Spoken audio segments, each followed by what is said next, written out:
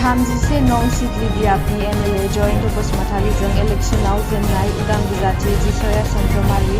इलेक्शनाव जेनदोंब्लाबो गासै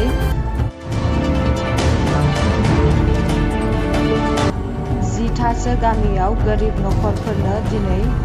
100निबो बारा नखरफोरनो गावनिफ्रायनो खरसा खालायनानै अनसुंथाइ होदों आरो फैगौ समबारखालि गासै 100सो नखरफोरनो होबावगोन होनना खोथा होदों।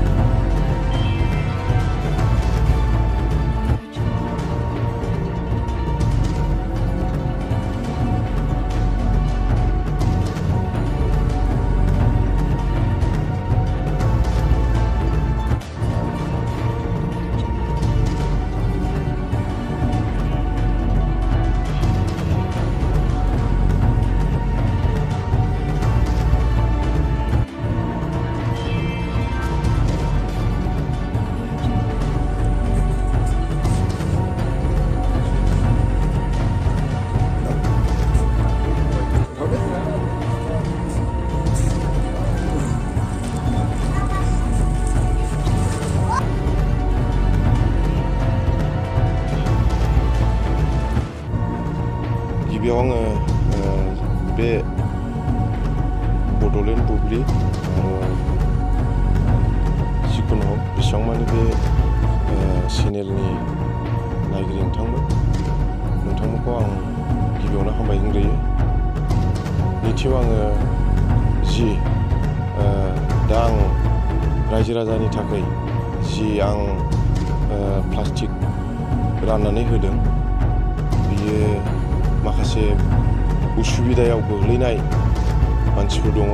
मानो होनना बुङोब्ला जोंनि उत्तर ओनसोलाव दाख्लैयो जि अन्थाइ आरो अखा हानानै थांबाय बेयाव बिराद खस्थ'यै पाब्लिकफ्रा गोदोनानै दङ। बेनि थाखाय आं जा हायो आंनि बेक्तिगतखौहाय आङो लाबोनानै आं राननानै होदों आरो बेयावल' नङा गामि 8था 9थासो दंबावो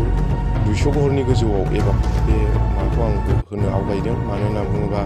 दिनै जोंल' न' मोजाङाव थानानै बे गैयि मानसिफ्रा दिनै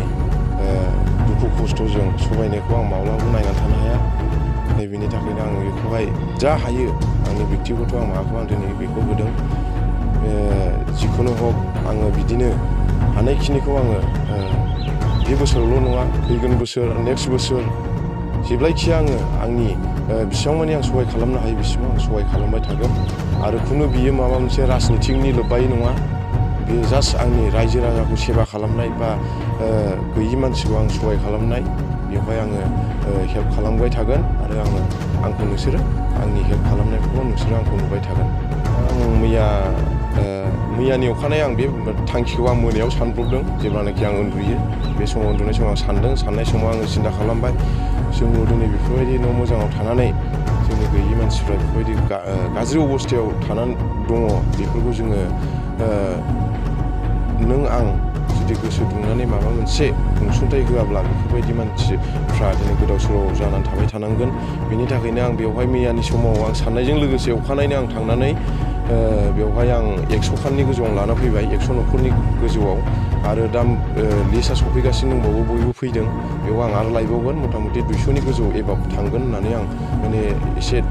आइडिया दङ खालामदों आरोखि। 2-2.5 लाखसो थांगोन आरो आंहा थांखिया जेबो थांखि गैया खुनु बेवहाय राजनितिकनि लोब्बा गैया बा नोंथांमोना सोरबा आंखौ सिनायगोन जानो हागौ एमएलए इलेक्सनाव ओंखारदों होननानै खुनु बेवहाय आं माबा मोनसे एमएलए इलेक्सनाव बा एमपि इलेक्सनाव बा एमसि इलेक्सनाव आंखौ ओंखारफिनगोन होननानै आं बेखौ थांखि लानानै आं होआखै। मानो होनना बुङोबा बियो आंनि मोनसे रायजो राजाखौहाय अननानै अनसुंथाइ होनायसो। मानो होनना बुङोबा आंबो गोदोनिफ्रायनो उन्दैनिफ्रायनो बिराद खस्थ'यै देरबोनाय मानसि दिनै आंनाव एसे एनै जेन'बा आं आवगायलांनो हानायनि थाखाय दिनै आङो बै नों आं मानसिया जुदि सहाय होआब्ला जोङो सोर बेफोरबायदि गोरिब गुन्द्राखौ जों नायनो बेनि थाखायनो आं बेखौ खालामबोनाय जादों। बेनो आं गोदो उन्दै जेब्लानाखि आं 14 बोसोरनिफ्रायनो आं माने बिराद खस्थ'यै देरबोनाय मानसि। मानो होनना बुङोबा आं गैयि समाव मा सिस्टेम जायो बा थाखा फैसा जानाय समाव मानसिया मा सिस्टेम जायो बेखौ आं माने आथिं बिजौनिफ्राय थिखिनि बिजौसिम आं मोनजाबोजोबनाय मानसि दा जेनेबा आंनाव जा एसे एनै दङ बेखौनो आङो आंनिफ्राय आंनिखौ दोनथ'नानैबाबो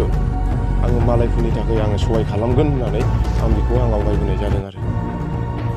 बेखौथ' जोंनि दुखु दाहाखौ अननानै सरमदान होफैनाय हिसाबै आं जोबोद गोजोननाय मोन्दों आरो बेफोरबायदिनो बे खामानिया गोबां आं जालांगोन उननि समावबो मोजां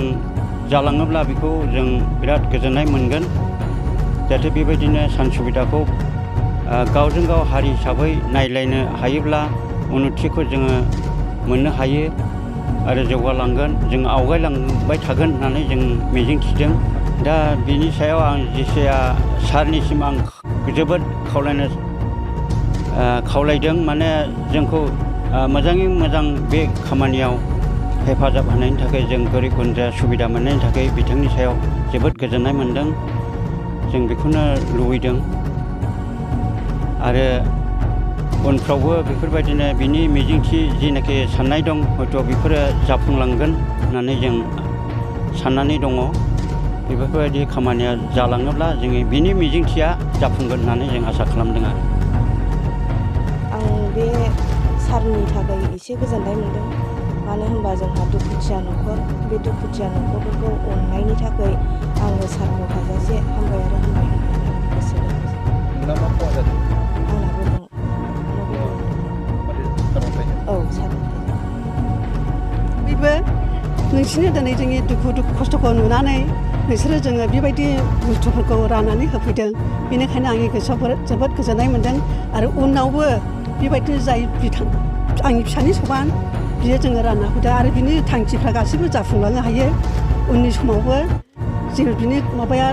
आशीर्बादआ मोन्थों जाबाय थाथों आरो बियो जालाङोब्ला जोंबो उनाव आरोबाव सुबिदाफोरखौ मोननाय बायदि बिदिनो जाथों